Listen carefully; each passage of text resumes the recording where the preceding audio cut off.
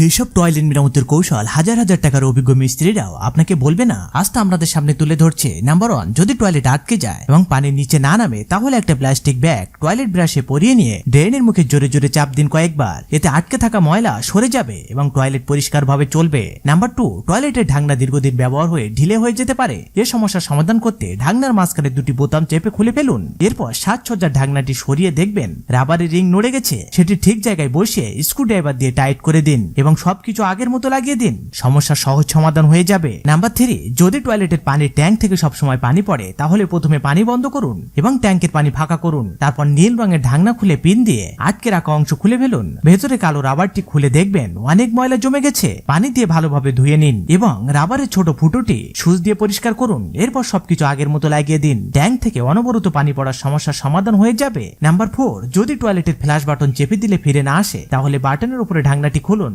ভিতরের স্প্রিংটি দুই দিকে টেনে দিন এবং জমে থাকা স্কেল বা দাগ পরিষ্কার করুন। বাটন আগের মতোই কাজ করবে। সবশেষে একটি খালি বোতলে সামান্য বেকিং সোডা, পারফিউম জাতীয় ফ্লোরাল ওয়াটার, সামান্য লিকুইড ডিটারজেন্ট এবং পানি মিশিয়ে দিন। বোতলের ঢাকনায় কিছু ছোট ফুটো করে ঢাকনাটি লাগিয়ে দিন। এরপর বোতলটি উল্টো করে টয়লেটের ট্যাঙ্কে রেখে দিন। এতে করে টয়লেট ধোয়ার সময় যেমন পরিষ্কার হবে তেমনি কোনো দুর্গন্ধও থাকবে না। এই সব টিপস খুবই কাজে লাগবে, তাই শিখে নিন এবং প্রয়োজনে ব্যবহার করুন। শেয়ার ও সেভ করে রাখতেও ভুলবেন না।